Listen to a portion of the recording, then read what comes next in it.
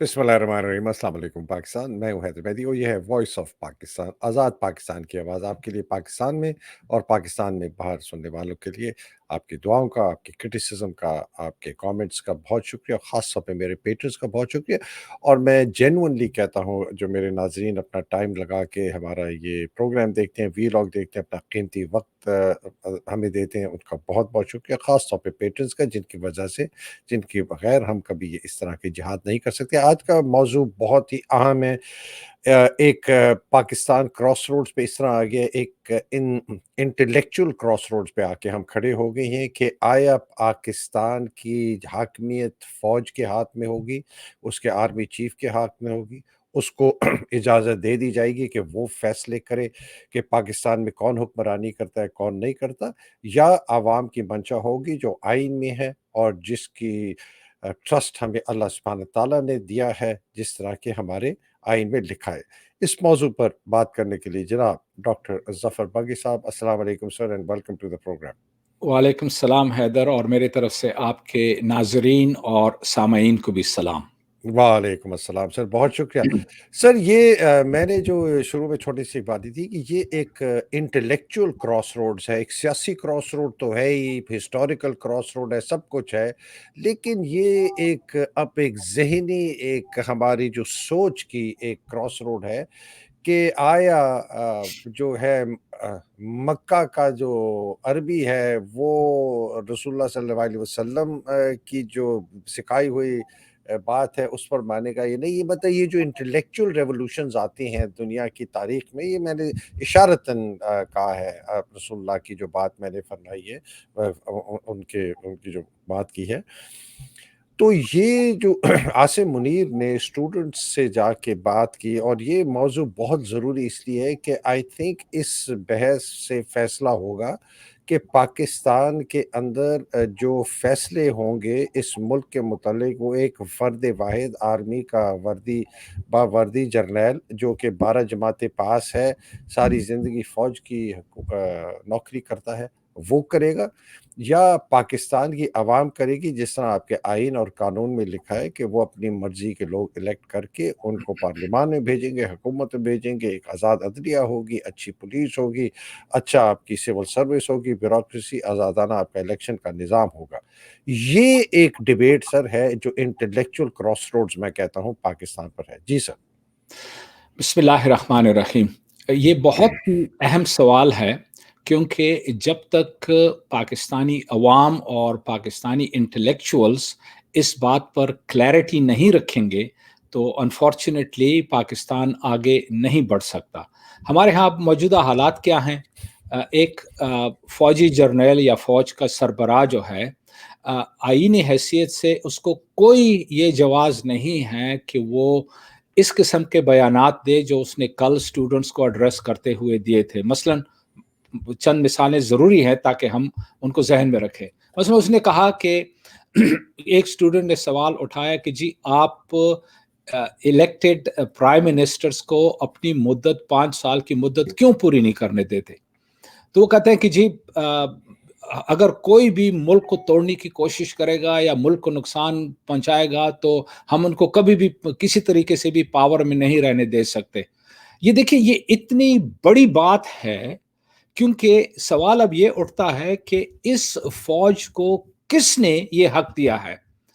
कौन से कानून में है, आईन की कौन सी शक है जो कि शिक कानून की कौन सी शिक है कि जो उनको ये हक देती है कि भाई वो एक इलेक्टेड गवर्नमेंट को उठाकर बाहर फेंके? दूसरी बात ये है, ज़ाहिर है कि वहाँ पर स्टूडेंट्स बेचारे जो हैं वो तो इसके सामने ये सवाल नहीं उठा सकते थे, लेकिन हम उठा सकते हैं कि भाई पाकिस्तान को तोड़ा किसने है?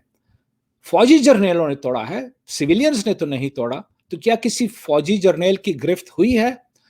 दूसरी बात यह है कि इसके पास क्या वो है, प्रूफ है कि कोई भी जो इलेक्टेड रिप्रेजेंटेटिव्स हों, चाहे वो अच्छे हों या बुरे हों, उससे बहस नहीं है। बहस इस बात से है कि इलेक्टेड रिप्रेजेंटेटिव्स में से कौन है जो पाकिस्तान को तोड़ने की कोशिश कर रहा है या पाकिस्तान को नुकसान पहुंचा रहा है। जिन लोगों ने पाकिस्तान को तबाह वो बर्बाद कर दिया था, मैंने पिछले 18 महीने की जो इन्होंने एक एक खिचड़ी बनाई हुई थी हुकूमत बिठाकर, جب عمران خان کی حکومت کو ہٹایا تو عمران خان کی حکومت، عمران کے دور میں تو پاکستان اکنامکلی، سوشلی، کلچرلی ترقی کر رہا تھا، تو اس کو کیوں تباہ کرنے کی ضرورت تھی؟ اسی فوج نے کی۔ اور یہ کہ یہ جو ان کی حرکتیں ہیں کہ جناب یہ کہتے ہیں کہ جی ہم نہیں جوڑیں گے، تو ہم آپ سے ایک منٹ آپ سے سوال پوچھتے ہیں کہ آپ کون ہوتے ہیں؟ کون سے آئین کے تحت آپ یہ ایسے بیانات دے رہے ہیں؟ یہ تو بالکل جو ہے نا آئین کی سراسر خلاف ورزی ہے۔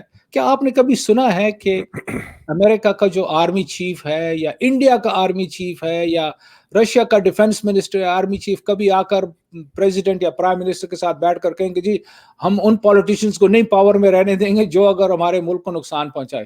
ارے بھائی تمہارا کام ہی یہ نہیں ہے، دفع ہو جاؤ، اپنا کام کرو۔ اپنا کام تو کر نہیں سکتے ہو، مطلب ملک کا دفاع تو کرنے سے رہے تم، اور جناب تم دندناتے پھر رہے کہ جی ہم ان کی یہ کر دیں گے، ہم ان کی وہ کر دیں گے۔ تو یہ بالکل قطعاً غیر قانونی، غیر آئینی حرکتیں ہیں، اور پاکستانی عوام کو اور پاکستانی انٹلیکچوئلز کو اس کا سنجیدگی سے نوٹس لینا چاہیے، کیونکہ یہ لوگ ملک کو تباہ کر رہے ہیں۔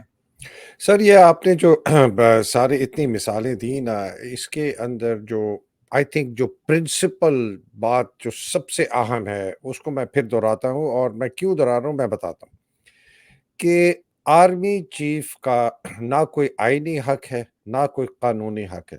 وہ ایک ذاتی رائے ضرور رکھ سکتا ہے، عاصم کو ذاتی رائے ضرور ہے، جو اگر اس نے جو بیان کیا کہ جی یہ لوگ آتے ہیں یا لوٹتے ہیں فلانا ہے، وہ اس کی ذاتی رائے ہو سکتی ہے، وہ اس کا اور وہ ذاتی رائے رکھنے کا مجاز ہے، لیکن ذاتی رائے رکھنے کا مجاز اپنے پرائیویٹ جو اس کی بات چیت ہوتی ہے اپنی ذات کے ساتھ وہ رکھتا ہے، اپنے دوستوں سے کرتا ہے۔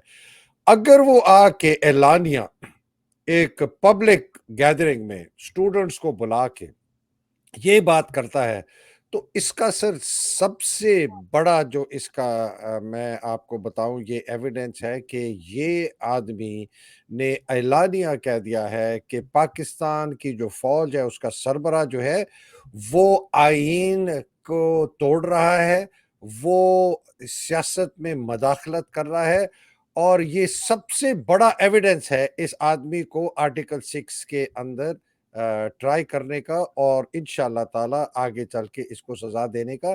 یہ چھوٹی بات نہیں ہے سر کہ ایک آرمی چیف آ کے دھن دھنا کے ایک محفل میں 2500 اسٹوڈنٹس کے سامنے پاکستان کی تمام سیاسی پہلو پر اپنی رائے دے، اور اس رائے کو امپوز کرانے کے لیے اپنی جو اس کی آرگیومنٹس ہے اس کو پیش کرے۔ اس سے بڑی شواہد کیا ہو سکتی ہے کہ یہ آدمی نے پاکستان کی سیاست میں مداخلت کی اور یہ اس نے قانون کو توڑا۔ ایک تو یہ بات پھر دوسری بات، اور اس پر یہ کچھ بہت اہم موضوع، اس آدمی نے کہا کہ آپ سوشل میڈیا پہ بھروسہ نہ کریں، اس میں بہت غلط خبریں ہوتی ہیں۔ بالکل صحیح فرمائے، میں بھی بہت سوشل میڈیا کو بہت پھونک پھونک کر میں استعمال کرتا ہوں، میرے پاس بھی سینکڑوں ہزاروں چیزیں آتی ہیں، میں اس میں سے شاید 2-3% چیزوں کو تحقیق کر کے استعمال کر کے کرتا ہوں، یہ بالکل اچھی بات ہے۔ اور اس نے کہا فیکٹس پر کام کرے، یہ بھی بالکل صحیح بات ہے۔ سر فیکٹس آپ کے سامنے ذرا پیش کرتا ہوں۔ فیکٹ نمبر 1 اس آدمی کے متعلق کہ یہ 27 نومبر 2022 کو ریٹائر ہو چکا ہے، یہ فیکٹ ہے، یہ اس کا کورو ہے، یہ اس کے جو ریکارڈ ہے، یہ نااہل تھا، یہ بن ہی نہیں سکتا تھا آرمی چیف، یہ کیسے آرمی چیف بنا؟ اس سے کوئی سوال یہ پوچھے۔ دوسرا فیکٹ سر بتاؤں، قمر جاوید باجوہ کے 12 ارب روپے کے اثاثے ہیں جس کا وہ سوال نہیں دیتا، یہ بھی فیکٹ ہے، کس نے پوچھا؟ تیسرا فیکٹ، ارشد شریف کا قتل فیکٹ ہے، عمران خان کے اوپر 2 دفعہ قاتلانہ حملے ہوئے، فیکٹ ہے، عمران خان کے اوپر ایک کیس ایسا چلایا جس کو اسلام آباد ہائی کورٹ نے خود رد کر دیا، ہمایوں دلاور والا، فیکٹ ہے، پاکستان کو 2 ٹکڑے کیا اس وقت ایک فوجی جرنیل اس ملک پر مسلط تھا، فیکٹ ہے، پاکستان کے اوپر 11 سال ایک فوجی جرنیل نے حکمرانی کی، ایوب خان نے، جس کی وجہ سے بنگالی اس ملک سے نفرت کر کے انہوں نے آزادی کا علم اٹھایا، فیکٹ ہے، پاکستان کو ہندوستان میں جنگ میں 1965 میں ایوب خان نے دھکیلا، اس لیے کہ ہم نے 5 دفعہ ان کو حملہ کیا تھا جنوری سے لے کر سپٹمبر تک، فیکٹ ہے۔ یحییٰ خان کا کوئی جواز نہیں تھا ٹیک اوور کرنے کا جب ایوب خان نے اس کو کہا کہ یہ نیشنل اسمبلی کے اسپیکر کو ٹیک اوور کرنا چاہیے، فیکٹ ہے۔ پاکستانی فوج نے 5 لاکھ سے زیادہ بنگالیوں کو جینوسائیڈ کیا، فیکٹ ہے۔ پاکستان کے کارگل کی کارروائی ہندوستان کے خلاف پاکستان نے انیشیٹ کی، فیکٹ ہے۔ سر کتنے فیکٹس میں بتاؤں، 65 سال کی حکومت اس ملک میں فوج نے، مسلم لیگ اور پیپلز پارٹی نے کی ہے، فیکٹ ہے۔ فیکٹ یہ ہے کہ پاکستان کا جوڈیشل نظام اس وقت دنیا کے ذلیل کم ترین فہرست میں سب سے نیچے ہے۔ پاکستان کا ایجوکیشن کا نظام ٹوٹا ہوا ہے، پاکستان کا ہسپتالوں کا نظام ٹوٹا ہوا ہے، 42% بجٹ سالانہ فوج کھاتی ہے، فیکٹ ہے۔ 56 کاروباری فیکٹریاں چلاتی ہے، کاروبار چلاتی ہے فوج، فیکٹ ہے۔ $100 بلین کے ان کے اثاثے ہیں، فیکٹ ہے۔ کون سے فیکٹس کی یہ بات کر رہے ہیں؟ سوری سر، میں نے ذرا لمبا کہہ دیا، مجھے یہ لوگوں کے آنکھ میں جو یہ مٹی دھول کر رہے ہیں، یہ کون سی بیسس پر اس آدمی نے یہ کہا کہ فیکٹ کو دیکھیں؟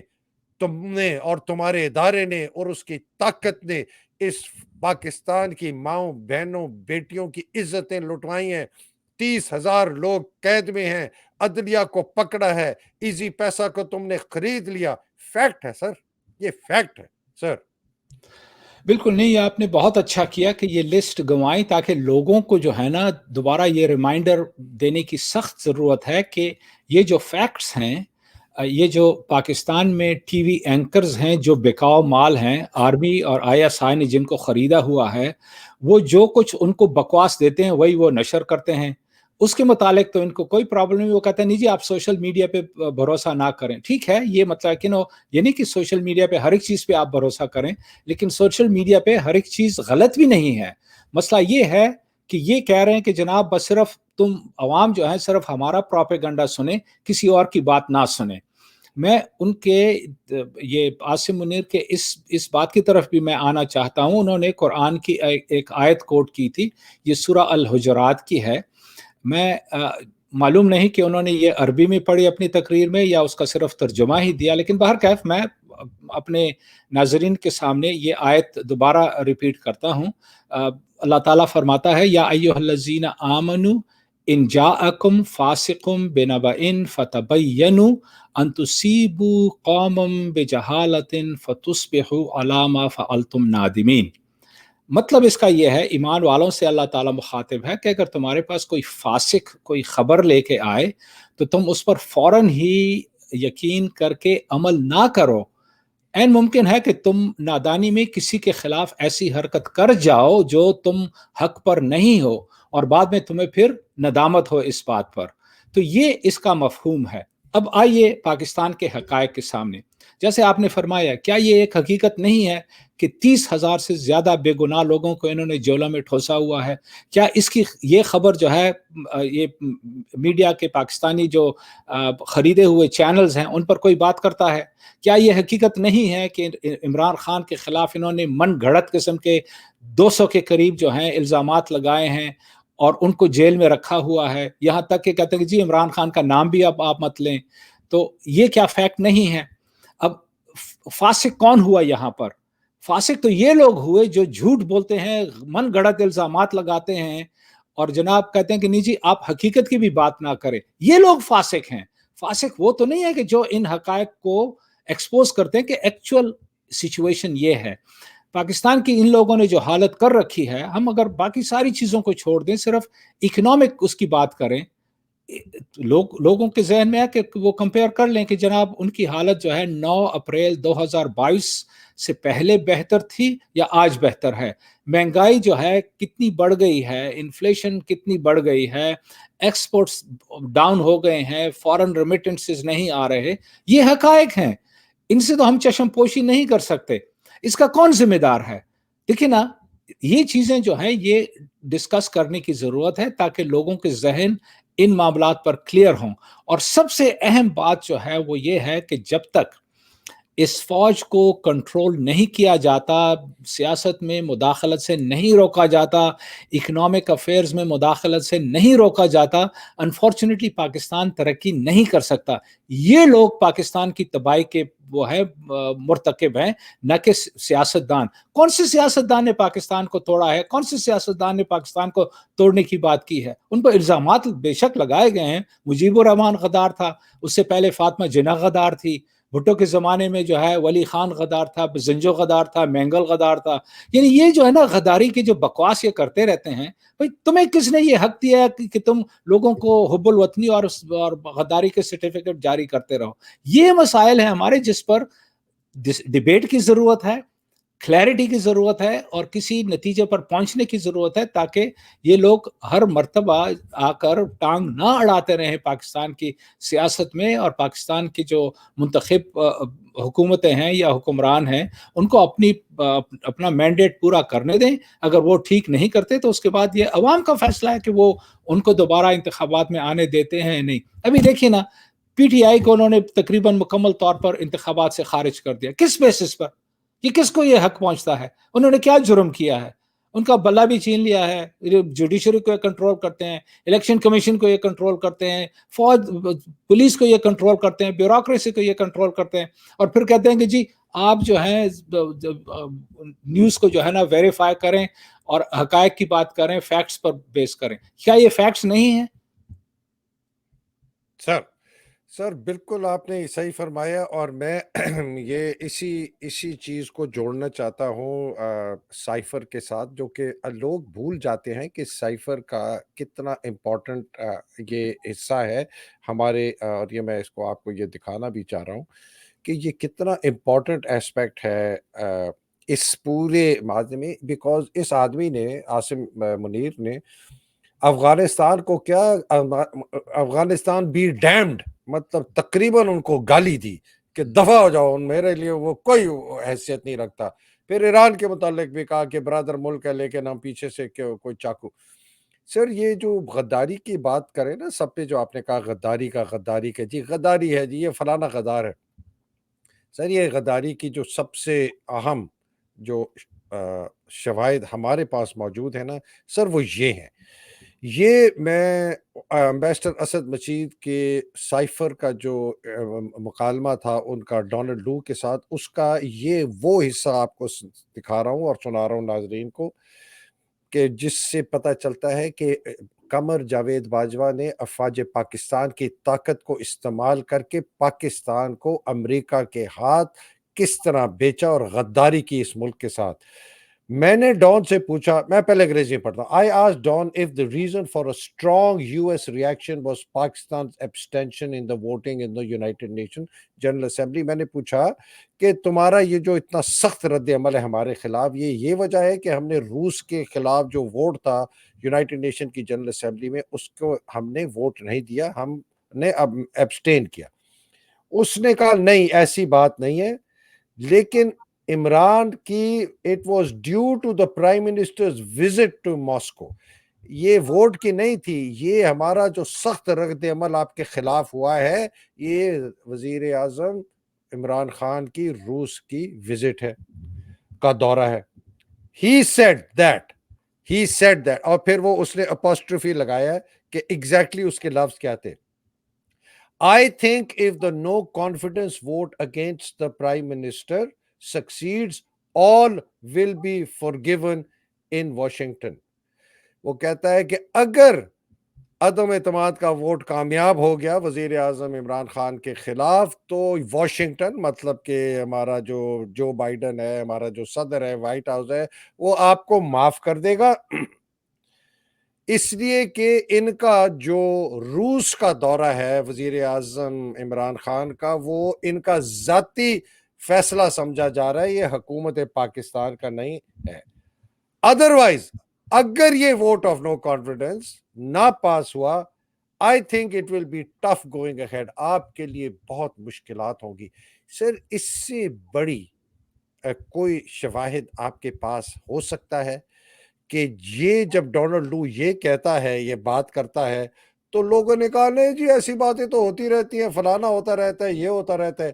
وہ آخر میں اسد مجید کہتا ہے کہ ڈونلڈ لو اتنی سخت تنبیہ مجھے وائٹ ہاؤس کی اجازت کے بغیر نہیں دے سکتا تھا، اس لیے کہ بار بار وہ ان کا دیتا تھا، ریفرنس دیتا تھا کہ یہ بات چیت وائٹ ہاؤس کی طرف سے آئی ہے، اور ڈونلڈ لو نے میری نظر میں پاکستان کے اندرونی معاملات میں مداخلت کی. سر یہ میں اس لیے یہ چیز بتانا چاہتا ہوں کہ لوگ اندھے گونگے بہرے نہ ہوں، یہ سائفر کوئی چھوٹا کیس نہیں ہے. یہ سب سے بڑا شواہد ہے کہ قمر جاوید باجوہ اس آرمی کا چیف غدار کیوں کہلاتا ہے. اس نے امریکہ کے ساتھ مل کے اس حکومت کو گرایا، اور یہ آدمی جو کہتا ہے کہ ہم نے حکومتیں اس لیے گرائیں کہ وہ غدار تھے، تو تم اس غدار کو واپس لے کے آ رہے ہو جس کو تم لوگوں نے 3 دفعہ گرایا، 3 دفعہ نکالا نواز شریف کو، جو ڈاکو لٹیرا فراڈیا، اور جس کے ساتھ مل کے تم لوگوں نے 61 سال حکومت کی، 95% حکومت تم نے کی 1958 سے. سر یہ کیا مذاق ہے؟ بالکل دیکھیے نا، یہ جو آپ نے بتایا دوبارہ ریمائنڈ کروایا ہمارے ناظرین کو، جو ایمبیسڈر اسد مجید نے جو لیٹر بھیجا تھا سائفر کے تھرو پاکستان، اور ان کے جو ڈونلڈ لو کے ساتھ جو بات چیت ہوئی تھی، اس میں وہ صاف کہتے ہیں اینڈ میں کہ جی یہ بار بار جو ہمیں کہہ رہا تھا کہ جی ایک منتخب حکومت کو اگر تم نے نہ گرایا تو پھر پاکستان کے لیے بہت مشکلات ہوں گی. اور ظاہر ہے کہ یہ میسج جو ہے آرمی چیف کے لیے تھا. یہ تو بائی دا وے ایک ہفتے کے بعد جو ہے نا وہ اس کے ہاتھ آیا فارن منسٹر شاہ محمود قریشی کے، اور ظاہر ہے کہ پھر انہوں نے عمران خان کو نوٹیفائی کیا اور اس پر کیبنٹ میں بات چیت بھی ہوئی. تو اس لحاظ سے غداری تو باجوہ نے کی ہے کہ ایک غیر ملک کے ساتھ مل کر اپنے ہی منتخب حکومت کو اس نے گرایا. اور اسی حوالے سے یہ جو ہے عاصم منیر یہ کہہ رہا تھا کہ جی یہ تو پارلیمنٹ میں ہوا تھا، پارلیمنٹ میں ووٹ تھا، تو اس کو 172 جو ہے نا ووٹ اس کے خلاف پڑ گئے تو اس کو ہٹا دیا گیا. تو اس کو چاہیے تھا کہ وہ پارلیمنٹ میں رہتا. پھر اس نے انڈیا کا بھی حوالہ دیا تھا اور برٹن کا بھی کہ جی انڈیا میں 13 مرتبہ نو کانفیڈنس ووٹ ہوا، برطانیہ میں 6-7 مرتبہ ہوا. جو وہ اس بات کو بھول رہے ہیں، جو فیکٹس کو وہ ڈینائی کر رہا ہے، وہ یہ ہے کہ انڈیا کے کسی آرمی چیف نے لوگوں کو خرید کر حکومت کی پارٹی سے نہیں الگ کر کے دوسری پارٹی میں شامل کیا، اور نہ ہی برطانیہ میں کیا ہے. اور نہ ہی ہمارا تو مارشل لا مسئلہ لگے. یہ ہے کہ آرمی یہ سب کچھ کراتی ہے، تو یہ کیوں نہیں ایڈمٹ کرتے؟ غداری تو تم لوگ کر رہے ہو، آرمی والے. تم جو ہو قانون کو توڑ رہے ہو، آئین کو توڑ رہے ہو، اور پھر سامنے سے کہتے کہ نہیں جی تو ان کو بیٹھنا چاہیے تھا 172 وہ کرتے. ارے بھائی تو لوگوں کو مت خرید کر الگ الگ کرو. یہ جو 30,000 لوگوں کو وہاں پر جیلوں میں ڈالا ہوا ہے، کس نے ڈالا ہوا ہے؟ کیا وہ خود ہی جیلوں میں چلے گئے ہیں؟ خواتین پہ جو ظلم کر رہے ہیں یہ خود بخود ہی وہ ہو رہا ہے. کون کر رہا ہے؟ کوئی مطلب کہ کوئی آسمان سے کوئی لوگ اترے ہیں؟ یہ جو چادر اور چار دیواری کو پامال کر رہے ہیں، یہ کون کر رہا ہے؟ آرمی والے ہی کر رہے ہیں. ان کو کیوں نہیں تم ایڈمٹ کرتے ہو؟ ان کو کیوں نہیں کنفرنٹ کیا جاتا؟ یہ حقائق ہیں جو پاکستان کے عوام جو ہیں وہ کنفرنٹ کر رہے ہیں. اور اس کے لیے ہمیں چاہیے کہ اسپیشلی انٹلیکچوئل لیول پر اس بات پر کلیئرٹی ہو، اور لوگ ذرا ہمت پکڑیں کہ وہ ان چیزوں پر بات چیت کریں اور کہیں ان لوگوں کو کہ تم دفع ہو جاؤ سیاست سے. تم نے کافی تباہی مچا دی ہے، ملک کو نیست و نابود کر دیا تم لوگوں نے. تم تو اپنے بڑے بڑے تم نے محلات بنائے ہوئے ہیں، پراپرٹی ساری دنیا میں خریدی ہوئے ہیں، آئیلینڈز خریدے ہوئے ہیں، کیا کچھ نہیں کیا تم نے. تمہارے پیٹ تو کبھی بھرتے ہی نہیں ہے. اللہ تعالیٰ تمہارے پیٹ آگ سے بھرے کم بختو. یہ عوام جو ہے اس کو تم نے بھوکوں مار دیا ہے. پاورٹی ریٹ اتنے بڑھ گئے ہیں، اور جناب تم ابھی بھی کہتے ہو کہ نہیں جی ہم کوئی پالیٹیشین آئے جو ان کی نظر میں اگر وہ ملک کو نقصان پہنچا رہا ہے تو تم سمجھتے ہو کہ تمہیں حق ہے کہ تم اس کو اٹھا کر پھینک دو. تمہیں کس نے یہ حق دیا ہے؟ تم نہ تو آئین کی پاسداری کرتے ہو، نہ قانون کی پرواہ کرتے ہو. جو تمہاری جی میں آئے دندناتے پھر رہے ہو. ہم کہتے ہیں دفع ہو جاؤ یار، اپنے بیرکس میں چل جاؤ. تمہاری ذمہ داری صرف اور صرف کنٹری کے بارڈرز کو ڈیفینڈ کرنا ہے. تم وہ بھی نہیں کر سکتے ہو، ہمیں پتا ہے، کیونکہ جب انڈیا کا نام سنتے ہو تو تمہاری تو پتلونیں گیلی ہو جاتی ہیں. تو عوام پر تم کیوں ہر مرتبہ چڑھ دوڑتے ہو؟ اس لیے یہ ضروری ہے کہ انٹلیکچوئل لیول پر پاکستان میں ان معاملات پر ڈسکشن ہو اور کسی ایک صحیح نقطے پر پہنچیں تاکہ ہم اس آرمی کو کنٹرول کر سکیں. سر جو نان نیگوشیبل ہے نا، اس لیے کہ لوگ کہتے ہیں نہیں جی فوج ایک ریالٹی ہے. ریالٹی ضرور ہے دفاع کرنے کے لیے ملک کی، فوج ریالٹی نہیں ہے پالیٹکس میں حصہ لینے کی ریالٹی ہے.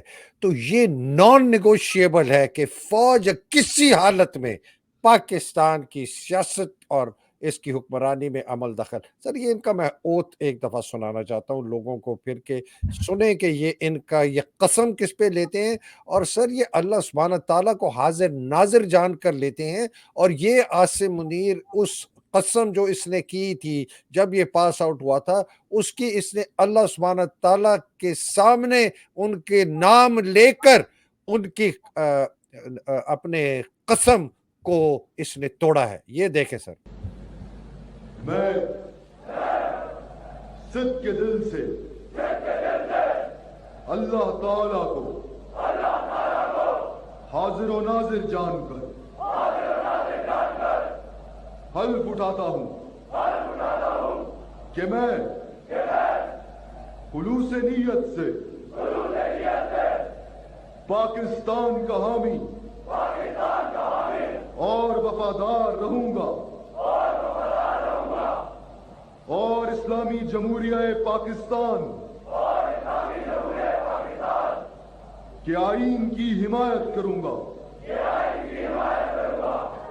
جو عوام کی خواہشات کا مظہر ہے. اور یہ کہ میں اپنے آپ کو کسی بھی قسم کی سیاسی سرگرمیوں میں شریک نہیں کروں گا. اور یہ کہ میں پاکستان کی بری فوج میں رہ کر پاکستان کی خدمت ایمانداری اور وفاداری کے ساتھ انجام دوں گا. اور یہ کہ میں بری، بحری یا فضائی راستے سے جہاں بھی جانے کا حکم ملا جاؤں گا. اور یہ کہ میں اپنے متعین افسران کے قانون کے مطابق دیے گئے تمام احکامات کی تکمیل، اپنی جان کو درپیش خطرات سے بے نیاز ہو کر کروں گا. اللہ میرا حامی. سر یہ اوت میں آئی تھنک شاید ہر روز ریپیٹ کرنا چاہیے. سر اس میں 4 باتیں مجھے نظر. ایک اللہ سبحانہ تعالیٰ کو حاضر ناظر جان کر قسم کھائی. دوسرا کہا کہ میں آئین کی حفاظت کروں گا. تیسرا کہا کہ میں سیاست میں مداخلت نہیں کروں گا اور قانون کے مطابق دیے گئے احکامات کو مانوں گا. یہ بہت امپورٹنٹ ہے سر. آخر قانون کے مطابق دیے گئے احکامات، لافل کمانڈ جو کہ انلیگل نہیں ہے، غیر قانونی جو نہیں ہے، صرف قانونی احکامات کروں گا. سر مجھے تھوڑا سا کانٹیکس دیں کہ جو اللہ سبحانہ تعالیٰ کے سامنے قسم اٹھا کے حاضر ناظر رکھے اور پھر اس قسم کو توڑتا ہے، اس کی کیا سزا ہوتی ہے؟ وہ سراسر منافق ہیں اور ان کی اللہ تعالیٰ نے جو ہے نا سخت تنبیہ کی ہے کہ ان کو کڑی سزا ملے گی اللہ تعالیٰ کے سامنے. کیونکہ یہ جو جیسے آپ نے فرمایا کہ اس اوتھ میں 4 باتوں کا جو ذکر ہے کہ اللہ تعالیٰ کو حاضر و ناظر جان کر کہ بھی وہ آئین کے مطابق، اور یہ کہ وہ سیاست میں ملوث نہیں ہوں گے اور صرف قانونی احکامات، غیر قانونی احکامات نہیں، قانونی احکامات پر عمل کریں گے. تو اس لحاظ سے اگر ہم دیکھیں فوج کے سربراہان کی جو کارروائیاں رہی ہیں، ہر ایک لیول پر انہوں نے ان چاروں چیزوں کو پامال کر کے رکھا ہوا. اللہ سے انہوں نے غداری کی ہے اور اس کی ان کو سخت سزا ملے گی. میں یہ بھی عرض کرنا چاہتا ہوں کہ جو لوگ ہمارے کچھ لوگ کہتے ہیں کہ جی فوج جو ہے ایک ریالٹی ہے، تو شیطان بھی ایک ریالٹی ہے. تو کیا ہم شیطان کی پیروی کریں؟ بھائی خدا کے واسطے اللہ کا خوف کرو. اللہ تعالیٰ نے تو ہمیں عقل دی ہے. اللہ تعالیٰ نے کہا کہ میں نے تمہیں حق اور باطل کے درمیان تفریق کر دی ہے. اس لیے قرآن کو الفرقان کہا جاتا ہے کہ اللہ الفرقان کے مطلب جو تفریق کرتا ہے حق اور باطل میں. تو تم حق کی بات پہ کھڑے رہو بجائے اس کے کہ غلط بات پہ تم کھڑے رہو. اس لیے یہ ضروری ہے کہ ہمارے انٹلیکچوئلز جو ہیں ان معاملات پر سنجیدگی سے غور کریں اور ذرا ہمت پکڑیں. یہ نہ کہیں کہ جی یہ ایک ریالٹی ہے، فوج کے پاس ڈنڈا ہے، وہ میں مار دیں گے، یہ کر دیں. یہ بزدلی سے کام نہیں ہوگا. ذرا ہمت کرنے کی ضرورت ہے اور تبھی پاکستان جو ہے آگے بڑھ سکے گا. اور یہی کچھ عمران خان نے دکھایا ہے کہ بھئی وہ ڈٹا ہوا ہے، ہر قسم کی قربانی دینے کے لیے تیار ہے. اب جو ہے یہ ہم باقی لوگوں پر ذمہ داری عائد ہوتی ہے کہ ہم بھی اس قسم کی جو ہے نا ہمت کریں اور آگے بڑھیں. یہ سر بالکل جو ہم نے شروع کیا تھا اس پروگرام کو کہ یہ ہم ایک ایسے ایک دائرے پہ آ کے کھڑے، ایسے کراس روڈز پہ کھڑے ہیں کہ صرف یہ سیاسی منظرنامے کو تبدیل نہیں کرے گا. جس طرح بھی سیاسی منظرنامہ جائے، یہ ہماری فکری، ذہنی اور جو انٹلیکچول جو سوچ ہے، جو اسپریچول ہماری ڈائریکشن ہے ایز اے قوم، بحیثیت قوم اور بحیثیت انفرادی طور پر، یہ وہ ڈیفائن کر رہا ہے یہ موضوع. بیکاز اس موقع پر سر واقعی ہم امام حسین اور یزیدیت کی قسم کی ایک کلیش دیکھ رہے ہیں کہ ایک جگہ ایک طرف لوگ ہیں جو چاہتے ہیں کہ سچ ہو، حق ہو، لوگوں کی منشا جو کہ یہ اپنے اوتھ میں کہتے ہیں کہ عوام کی منشا کا جو ہے ہم دفاع کریں، اور ایک جگہ ایک فاسق، ایک غدار، ایک منافق، ایک یزیدی، ایک شیطانی قوت کی شکل میں عاصم منیر، اس کے ساتھ جو ملے ہوئے سیاستدان اور اس کے ساتھ ملی ہوئی وہ فوج کے وہ عنصر جو ان کو سپورٹ کرتے ہیں. یہ اتنا بڑا میرے نظر میں سر یہ ایکچولی یہ کراس روڈز ہے پاکستان کی فیوچر کی، ہسٹری کے لیے، سوسائٹی کے لیے.